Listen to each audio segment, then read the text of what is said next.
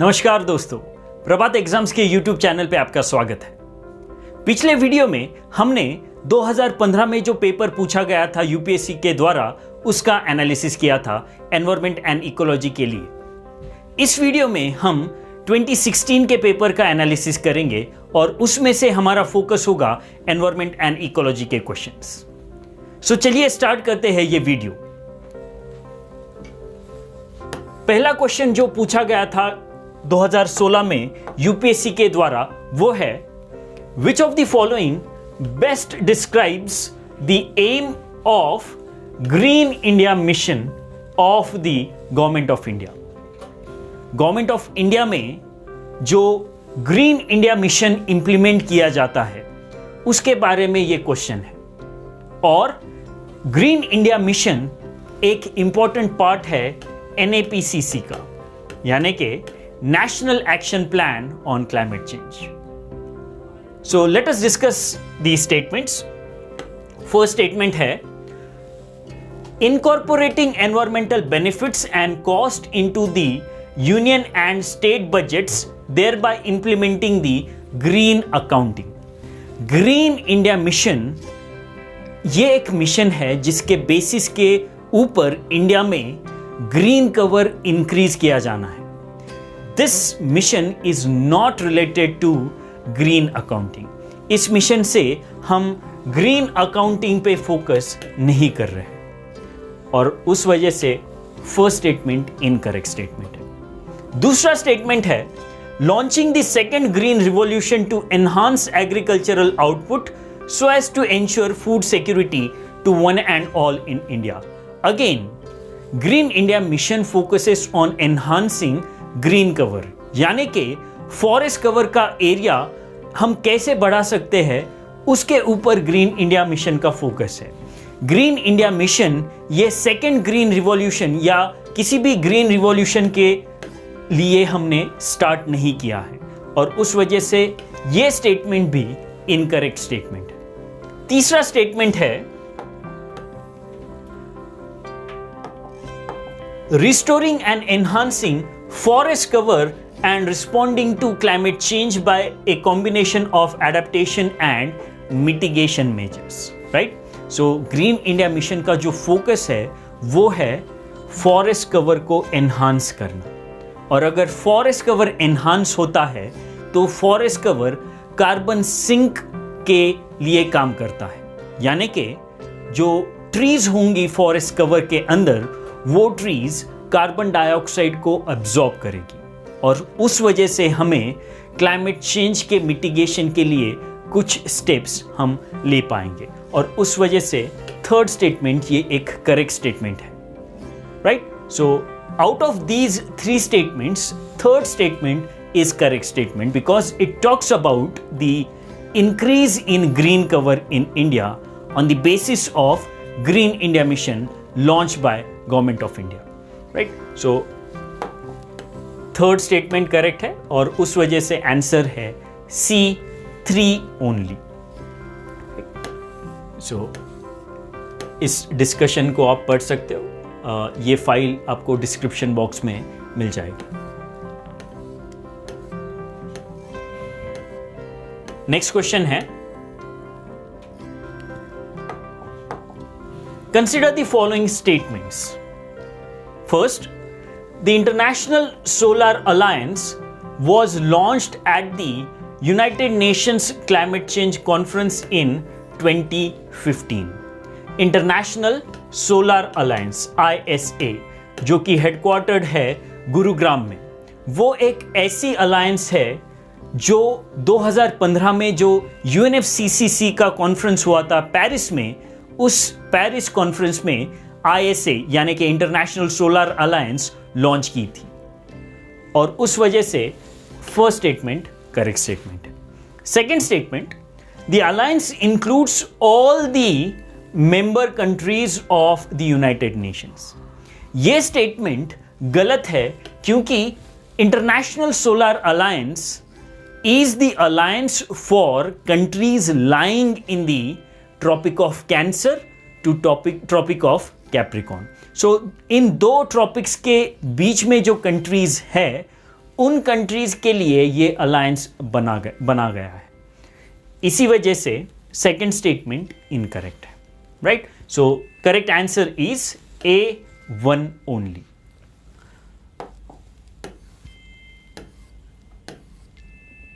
Next question,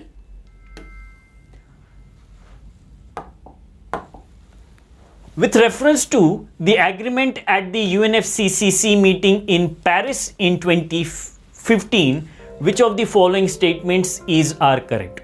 So UNFCCC का जो 2015 में कॉन्फ्रेंस हुआ था पेरिस में, उस कॉन्फ्रेंस के ऊपर ये क्वेश्चन है।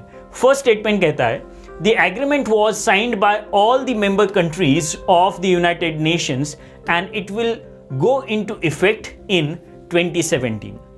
सो ये जो एग्रीमेंट हुआ था, जिसे पेरिस क्लाइमेट एग्रीमेंट भी कहते हैं, वो एग्रीमेंट सारी कंट्रीज ने अभी साइन नहीं किया है और इसलिए फर्स्ट स्टेटमेंट इनकरेक्ट स्टेटमेंट है। Second statement, the agreement aims to limit greenhouse gas emissions so that the rise in average global temperature by the end of this century does not exceed 2 degrees Celsius or even 1.5 degrees Celsius above the pre-industrial levels. So ये जो second statement है वो Paris climate agreement का target है और उस target के अंदर पेरिस क्लाइमेट एग्रीमेंट कहता है कि हम ऐसे क्लाइमेट चेंज मिटिगेशन स्टेप्स लेंगे जिसके कारण by 2100 will make sure that temperature do not rise beyond 2 degree Celsius. Temperature 2 degree Celsius के ऊपर नहीं बढ़ेगा। ऐसे स्टेप्स लेकर पेरिस क्लाइमेट डील फोकस कर रहा है इस एग्रीमेंट में। सो सेकेंड स्टेटमेंट ये एक करेक्ट स्टेटमेंट है and this is the heart and soul of the Paris climate deal, right? Second statement इस वजह से करेक्ट है। थर्ड स्टेटमेंट कहता है developed countries acknowledged their historical responsibility in global warming and committed to donate $1,000 billion a year from 2020 to help developing countries to cope with climate change. So हमें पता है कि आज जो climate change हम face कर रहे हैं उसका मेन कारण है डेवलप्ड कंट्रीज। डेवलप कंट्रीज में जो फॉसिल फ्यूल यूज हुआ था इंडस्ट्रियल रिवॉल्यूशन के बाद, उसके वजह से आज हम क्लाइमेट चेंज फेस कर रहे हैं और उस वजह से डेवलप कंट्रीज के ऊपर एक रिस्पॉन्सिबिलिटी है जिसके कारण वो $100 बिलियन डोनेट करेंगे ग्रीन क्लाइमेट फंड में, ना कि $1,000 बिलियन जो क्वेश्चन में मेंशन है। और उस वजह से ये स्टेटमेंट भी गलत स्टेटमेंट है। It is not $1,000 billion, rather it is only $100 billion and hence only second statement is correct and hence answer is B, right? So हमने देखा कि 3 स्टेटमेंट्स में से दूसरा स्टेटमेंट करेक्ट है क्योंकि वो स्टेटमेंट हमें बताता है कि पेरिस क्लाइमेट डील का टारगेट है टेम्परेचर को 2 डिग्री सेल्सियस से ज़्यादा ना बढ़ाया जाए, right? So answer is B. So you can go through this discussion. So Paris climate deal काफ़ी इंपॉर्टेंट है क्योंकि 2021 में जो कॉन्फ्रेंस ऑफ पार्टी होगी ग्लासगो में, उसमें से हम पेरिस क्लाइमेट डील की इम्प्लीमेंटेशन हम स्टार्ट करेंगे। उस कॉन्फ्रेंस में रूल बुक फाइनल होने के ज़्यादा चांसेस है और पेरिस क्लाइमेट डील का इम्प्लीमेंटेशन इस 2021 के कॉन्फ्रेंस के बाद स्टार्ट होने की संभावना है, right? So Paris climate deal is quite important. So correct answer is B. Next question now, अगला सवाल है, consider the following statements.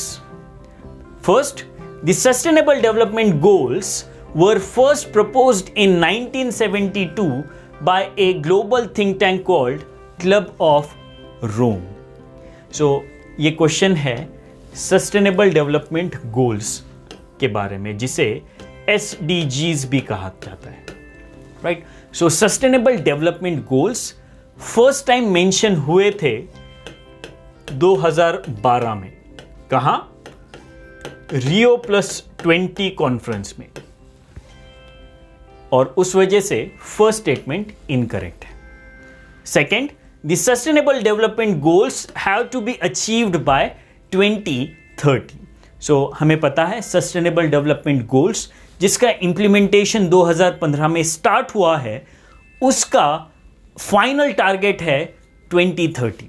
2030 तक हमें सस्टेनेबल डेवलपमेंट गोल्स, जो कि 17 डेवलपमेंटल गोल्स है, वो अचीव करने हैं। इस वजह से second statement correct statement, right. So answer for this question is B2 only. Next question. So sustainable development goals, also known as global goals, were adopted by all United Nations member states in 2015 as a universal call to action to end poverty, protect the planet, and ensure that all people enjoy peace and prosperity by 2030. Right? So second statement he correct statement है. Next question now. अगला सवाल है, the term intended nationally determined contributions is sometimes seen in the news in the context of.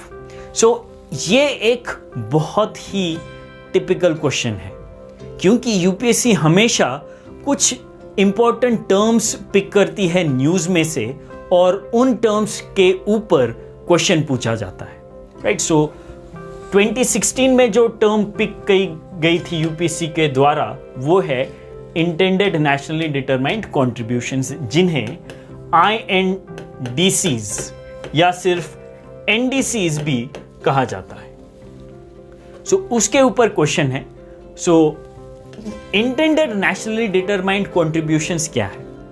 ये Paris climate deal को achieve करने का एक mechanism है, जिसमें हर एक कंट्री उसके डेवलपमेंटल एस्पिरेशंस के बेसिस पे कुछ क्लाइमेट चेंज मिटिगेशन स्टेप्स देगी और उन स्टेप्स को वो इंप्लीमेंट करेगी, जिसके कारण हम पेरिस क्लाइमेट डील का जो फाइनल गोल है, जो कि टेम्परेचर राइज को रेस्ट्रिक्ट करना 2 डिग्री सेल्सियस तक हमने जो अडॉप्ट किया गया था 2015 में, उस पेरिस क्लाइमेट डील के टारगेट को अचीव कर सकते हैं हम on the basis of INDCs, right? So INDCs are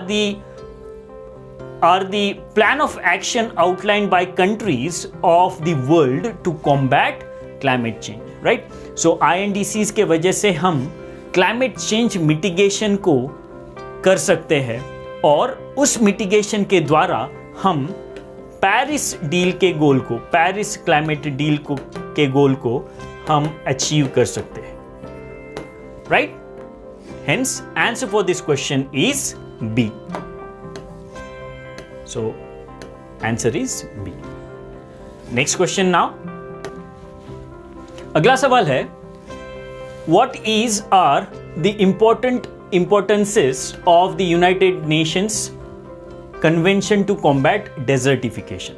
So, ये क्वेश्चन है एक बहुत ही इंपॉर्टेंट कन्वेंशन जिसे कहा जाता है United Nations convention on combating desertification या UNCCD। सो फर्स्ट स्टेटमेंट है, it aims to promote effective action through innovative national programmes and supportive international partnership. ये स्टेटमेंट करेक्ट स्टेटमेंट है, क्योंकि ये गोल होता है UNCCD का, जिसके कारण वो डेजर्टिफिकेशन को कॉम्बैट करना चाहता है। So first statement is correct statement. Second, it has a special or particular focus on South Asia and North African regions, and its secretariat facilitates the allocation of major portion of financial resources to these regions. Right? So ये statement incorrect statement है, क्योंकि UNCCD 5 regions पे focus करता है, ना कि सिर्फ South Asia और नॉर्थ अफ्रीका। उस वजह से ये स्टेटमेंट इनकरेक्ट स्टेटमेंट है। अगला statement, it is committed to bottom up approach encouraging participation of local people in combating desertification। ये स्टेटमेंट करेक्ट स्टेटमेंट है क्योंकि UNCCD बॉटम अप अप्रोच में बिलीव करता है। इसका मतलब क्या है? बॉटम अप अप्रोच मतलब एंश्योरिंग पीपल्स पार्टिसिपेशन, जिसमें लोगों का सहभाग होगा और उस सहभाग से हम जो टारगेट अचीव करना चाहते हैं वो टारगेट अचीव किया जाएगा, right? So UNCCD focuses on people's participation और उस वजह से थर्ड स्टेटमेंट ये करेक्ट स्टेटमेंट है, right? So only first and third statement are correct statement and hence answer is C, right? So ये बहुत इंपॉर्टेंट कन्वेंशन है। सो हम उस कन्वेंशन के बारे में थोड़ा सा डिस्कस करेंगे। So United Nation Convention on combating Desertification UNCCD, जो कि एस्टेब्लिश हुआ था 1994 में, और उसे एक legally binding agreement, international agreement कहते हैं, जो कि लिंक करता है एनवायरमेंट एंड डेवलपमेंट को to make sure that there is sustainable land management. और उस कन्वेंशन का फोकस है 5 वर्ल्ड रीजन, 5 ऐसी जगहें जहां पे डेजर्टिफिकेशन या ड्रॉट का ज्यादा खतरा है। वो है Africa, Asia, Latin America, Caribbean, northern Mediterranean, central and eastern Europe. ये 5 जगह, मतलब अफ्रीका, एशिया, लैटिन अमेरिका और कैरेबियन एक ही है, northern Mediterranean, central and eastern Europe, ये 5 रीजन है जिसमें UNCCD फोकस कर रहा है, राइट? सो उस वजह से जो सेकंड स्टेटमेंट था वो इनकरेक्ट स्टेटमेंट था, right? So answer of this question was C. अगला सवाल है,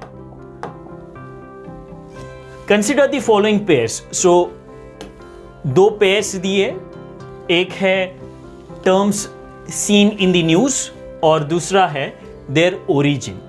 सो फर्स्ट टर्म है एनेक्स 1 कंट्रीज, उसको मैच किया गया है कार्टाजेना प्रोटोकॉल से, लेकिन ये मैच इनकरेक्ट मैच है क्योंकि एनेक्स 1 कंट्रीज कार्टाजेना प्रोटोकॉल में मेंशन नहीं है। एनेक्स 1 कंट्रीज मेंशन्ड है क्योतो प्रोटोकॉल में। ये प्रोटोकॉल क्या है? जब हम पढ़ाई स्टार्ट करेंगे या जब हम लेक्चर स्टार्ट करेंगे एनवायरमेंट एंड इकोलॉजी के, तब आपको पता चलेगा क्योतो प्रोटोकॉल क्या है, कार्टाजेना प्रोटोकॉल क्या है, right? So right now we can say that this particular pair is incorrect क्योंकि एनेक्स 1 कंट्रीज मेंशन की गई है क्योतो प्रोटोकॉल में। दूसरी टर्म है सर्टिफाइड एमिशन रिडक्शन, जो मैच की गई है नगोया प्रोटोकॉल के साथ। Again this particular statement is this particular pair is incorrect क्योंकि certified emission reduction ये भी क्योतो प्रोटोकॉल का एक इंपॉर्टेंट पार्ट है। Third, clean development mechanism, it is matched with Kyoto protocol, जो कि एक करेक्ट पेयर है क्योंकि clean development mechanism एक ऐसी टर्म है जो बहुत इंपॉर्टेंट रोल प्ले करती है क्योतो प्रोटोकॉल में। So only third pair is correctly matched and hence answer is C3 only. Next pair है या next question है, with reference to initiative called the Economics of Ecosystem and Biodiversity, यानी कि TEEB, the Economics of Ecosystem and Biodiversity. Which of the following statements are correct? First statement है, it is an initiative hosted by UNEP, IMF and the World Economic Forum.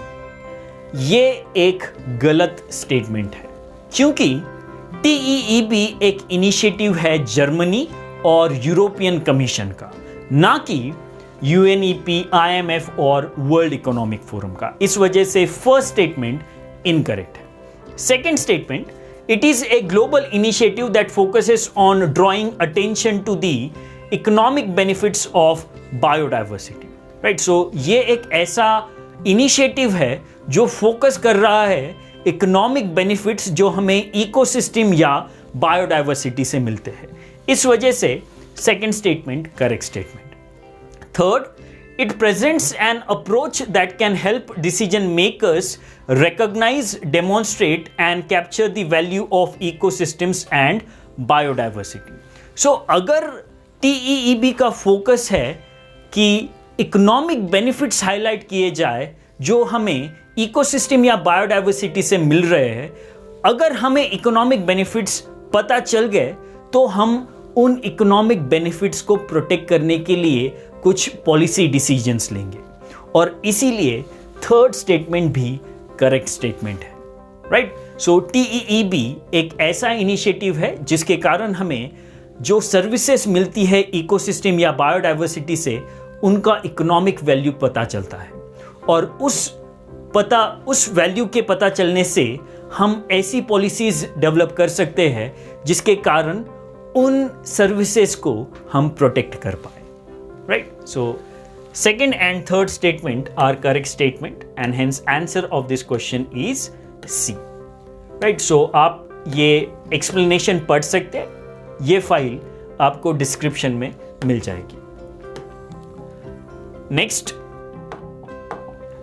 which of the following statements is are correct? Proper design and effective implementation of UNREDD plus program can significantly contribute to. So UNREDD plus एक ऐसा initiative है जिसके basis के ऊपर हम developing countries में जो forest cover है उसे मेंटेन रखना चाहते हैं। अगर हम फॉरेस्ट कवर को मेंटेन रखना चाहते हैं under UNREDD plus program, then we'll be able to protect biodiversity, right? अगर हम फॉरेस्ट कवर मेंटेन रख रहे हैं तो हम बायोडाइवर्सिटी को भी प्रोटेक्ट कर रहे हैं। Second, resilience of forest ecosystem, right. So forest cover को मेंटेन करना मतलब फॉरेस्ट इकोसिस्टम की रेजिलियंस को बढ़ाना। Third, poverty reduction. हमें पता है फॉरेस्ट एक इंपॉर्टेंट लाइवलीहुड रिसोर्स है, और अगर हम फॉरेस्ट कवर को मेंटेन कर रहे हैं यानी कि हम जो लोग फॉरेस्ट के ऊपर लाइवलीहुड डिराइव कर रहे हैं उनके लाइवलीहुड का भी प्रोटेक्शन उस फॉरेस्ट कवर के प्रोटेक्शन के ऊपर हो रहा है। And hence even poverty reduction can be achieved through maintenance of forest cover under UNREDD plus. और उस वजह से ये तीनों स्टेटमेंट या तीनों गोल्स अचीव हो सकते हैं UNREDD प्लस इनिशिएटिव के द्वारा, और उस वजह से आंसर इस क्वेश्चन का है D 1, 2 and 3। अगला सवाल है, with reference to agenda 21 sometimes seen in the news, consider the following statements. Agenda 21 एक इंपॉर्टेंट डॉक्यूमेंट था जो अर्थ समिट हुई थी 1992 में। उस अर्थ समिट के आउटकम में एक ये डॉक्यूमेंट भी था, agenda 21। So let us consider the statements. First, it is a global action plan for sustainable development. Agenda 21 में 21वीं सदी में हम सस्टेनेबल डेवलपमेंट कैसे कर सकते हैं उस पे फोकस किया गया था, और उस वजह से फर्स्ट स्टेटमेंट ये करेक्ट स्टेटमेंट है, क्योंकि agenda 21 does focuses upon sustainable development in the 21st century। Second statement है, it originated in the World Summit on Sustainable Development held in Johannesburg in 2002। So जैसे हमने देखा एजेंडा 21 ये outcome है अर्थ summit का जो हुई थी 1992 में, and hence this statement is incorrect therefore. So correct answer है इस क्वेश्चन का A1 only. Next question. With reference to red sanders एक प्लांट स्पीशीज है. Sometimes seen in the news, consider the following statements. First, it is a tree species found in part of South India. Yes, this statement is correct statement क्योंकि red Sanders ज़्यादातर पाया जाता है south India के forest में, specially forest of Andhra Pradesh. Second statement, it is one of the most important trees in the tropical rainforest areas of south India. ये statement गलत statement है क्योंकि रेड सैंडर्स ये डेसिडुअस प्लांट्स की वैरायटी है, ये रेन फॉरेस्ट प्लांट्स की variety नहीं है और उस वजह से सेकंड स्टेटमेंट ये इनकरेक्ट स्टेटमेंट है. नेक्स्ट, और सो on the basis of this we can say that only first statement is correct and hence answer is A1 only, right? So इस सवाल का जवाब है A1 only. अगला सवाल. In which of the following regions of India are you most likely to come across the Great Indian Hornbill in its natural habitat? So किसी भी question को पढ़ते समय आपने उस क्वेश्चन के कीवर्ड्स को अंडरलाइन करना है, right? So the Great Indian Hornbill and natural habitat are the keywords here, right? So ये दो keywords है. क्यों? क्योंकि क्वेश्चन पूछा गया है ग्रेट इंडियन हॉर्नबिल के ऊपर और हमें पता करना है कि उसका नेचुरल हैबिटेट कौन सा है, right? So the great Indian hornbill is found in the western Ghats. It is naturally found in the western Ghats और उस वजह से इस क्वेश्चन का आंसर है the western Ghats, right? So ये थे 2016 के questions. I hope you have understood the previous year question analysis of year 2016 for environment and ecology. Until we meet next time, keep watching and keep learning. Thank you. UPSC की prelims परीक्षा में guaranteed success के लिए भारत का प्रसिद्ध publisher प्रभात प्रकाशन आपके लिए लाया है यूपीएससी 26 वर्षों के topic wise solved papers. IAS doctor Manish Ranjan की इस बुक में है एक्सप्लेन्ड आंसर्स और ट्रेंड एनालिसिस. इसके साथ ही जरूर पढ़ें यूपीएससी सीसैट जिसमें है पेपर 2 के 2011 से 2020 के सॉल्व्ड पेपर्स. ये दोनों बुक्स इंग्लिश में भी अवेलेबल हैं. आज ही ऑर्डर करें ऑनलाइन अमेज़न या फ्लिपकार्ट से और क्रैक करें यूपीएससी एग्जाम.